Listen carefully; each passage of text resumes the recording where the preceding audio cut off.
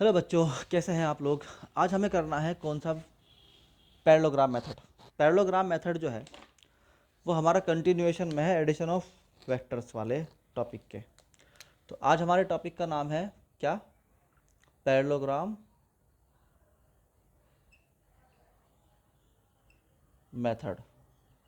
Parallelogram method में कुछ नहीं होता, बहुत सिंपल है, वही वाला डायग्राम है जो अभी बनाया था। मान लीजिए वेक्टर ए है और ये वेक्टर बी है, ये दो वेक्टर्स हैं जिनको हमें ऐड करना है। तो हमने एक को दूसरे की टेल से मिला दिया।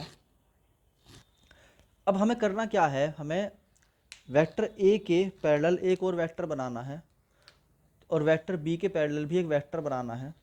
तो जो वेक्टर बी का पैरेलल बनेगा वो वेक्टर ए के अलॉन्ग बनेगा और जो वेक्टर ए का पैरेलल बनेगा वो वेक्टर बी के अलॉन्ग बनेगा, ऐसे। तो this is vector A, this is vector B. अब हमारा ये पैरेललोग्राम हो गया पी क्यू आर एस। हमारा एक पैरेललोग्राम हो गया पी क्यू आर एस। देखो ध्यान से, इसमें दो जगह तो टेल मिल रही है और दो जगह हेड मिल रहा है। तो जो हमारा टेल मिल रहा है वो पी पर मिल रहा है और जो हेड मिल रहे हैं वो आर पर मिल रहे हैं। तो जब हम इनको जब मिलाते हैं तो हमारा एक रिजल्टेंट बनता है, दैट इज़ आर, और यही हमारा vector A plus vector B है। तो ये हमें जो रिक्वायर्ड हमारा डायग्राम है वो ये है।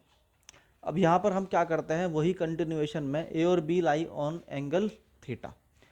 तो देखो, जो जो ए है ना उसकी डायरेक्शन क्या है, पिछले लेक्चर में समझाया था। ए और बी की डायरेक्शन में हमें अगर एंगल निकालना है तो हमें ए को आगे बढ़ाना पड़ेगा ऐसे, और हम कहेंगे अब ये एंगल बना थीटा। अब हमने क्या किया, यहाँ से एक परपेंडिकुलर डाल दिया और इस पॉइंट का नाम दिया हमने टी। पिछले वाले लेक्चर से आपको याद होगा कि ये जो बी है ये हो जाता है बी साइन थीटा, और ये जो था ये क्या हो जाएगा बी कॉस थीटा। कैसे आया एक बार और समझा देता हूँ, वैसे मैंने पिछले लेक्चर में पूरा समझाया हुआ है, मगर फिर भी कि ये जो ट्राइंगल है, this is Q R and T, इसमें ये हाइपोटेनियस कितना है, बी है। तो हम बोलते हैं कि साइन थीटा जो होता है किसी भी ट्राइंगल में, ये थीटा है, वो क्या होता है, परपेंडिकुलर अपॉन हाइपोटेनियस। तो अगर ये वाली जो है आर टी है तो आर टी ओवर हाइपोटेनियस कितना हो गया, बी। तो हम बोल सकते हैं कि आर टी इक्वल हो गया B sine theta. In the same way कि जो हमारा कोस थीटा होता है वो क्या होता है, base upon hypotenuse, that is Q T over B. तो यहाँ से क्यू टी जो है हमारा वो कितना आ गया, बी कोस थीटा। ऐसे हमने यहाँ पर बी साइन थीटा और बी कोस थीटा लिखा है। तो अभी बच्चों हमें क्या करना है, हमें डेरिवेशन शुरुआत करनी है। हम कहेंगे in triangle P R T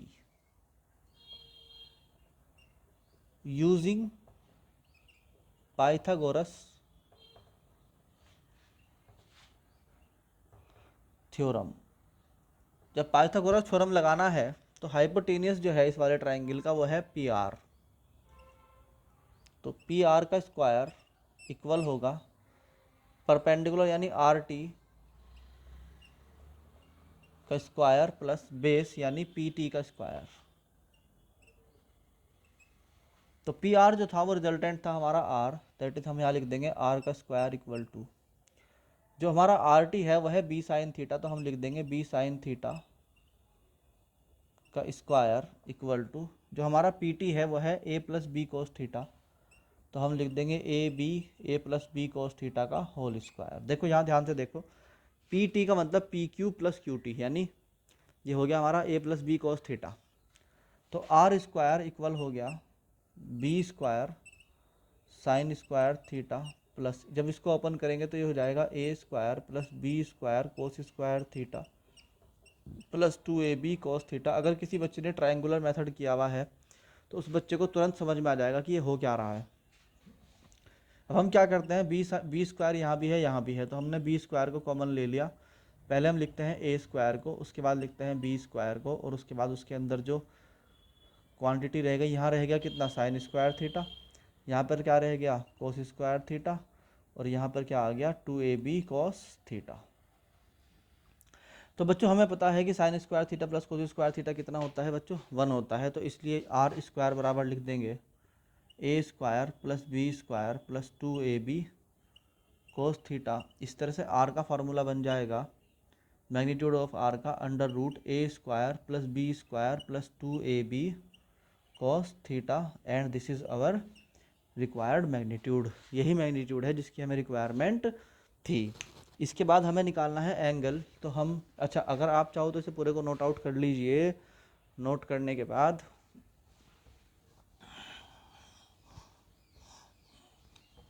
angle पे आते हैं। देखो इसमें एंगल क्या है ना, ये वाला एंगल मानते हैं alpha. Alpha is the angle between vector R and vector A, यानी ए से जो आर गया है वो एल्फा एंगल पे गया, ए से आर जो गया है। तो हमें अगर टेन एल्फा निकालना हो तो हमें क्या करना पड़ेगा बच्चों, tan alpha equal to perpendicular that is B sine theta over base that is A plus B cos theta.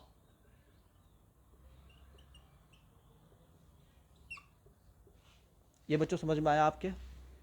इस तरीके से हमारा क्या हुआ, टेन एल्फा आ गया। और इस तरह से हम दो वेक्टर्स के बीच में हमारे पास दो फॉर्मूले आ गए, यानी R equal to under root A square plus B square sine plus 2ab cos theta और tan alpha equal to B sine theta over A plus B cos theta. तो बच्चों अभी हम इसके साथ क्या करेंगे कि हर टॉपिक के साथ उसके रिलेवेंट क्वेश्चन एडेड हैं, इसलिए आप पूरी की पूरी प्लेलिस्ट को फॉलो करिए। आपको जो बच्चे नीट वाले हैं बस उनको आईआईटी वाले क्वेश्चन मेंस वाले करने हैं, एडवांस वाले नहीं करने हैं। यानी अगर आप आईआईटी की तैयारी कर रहे हैं तो आप प्लेलिस्ट में सिर्फ आईआईटी मेंस के क्वेश्चन तक जाएं। आईआईटी मेंस के बाद आप आईआईटी एडवांस के क्वेश्चन ना करें, क्योंकि उससे आपका टाइम वेस्ट होगा और वो आपके पेपर में उस लेवल के क्वेश्चन आते भी नहीं हैं। आपको आते हैं आईआईटी मेंस तक के क्वेश्चन, आपके लिए सफिशिएंट हैं, कर लेना चाहिए। तो ये हमारा था एडिशन ऑफ वेक्टर ख़त्म हो गया। जब हम इसके अंदर क्वेश्चन ऐड करें तो उन सारे क्वेश्चंस को यानी पूरी लिस्ट को फॉलो करना है। देखो मैं अकेला आदमी यहाँ पे काम कर रहा हूँ, इसलिए मुझे ना बहुत सारा टाइम लगता है किसमें ऐड करने में चीज़ों को। तो आप बने रहिए प्लेलिस्ट पर। Thank you.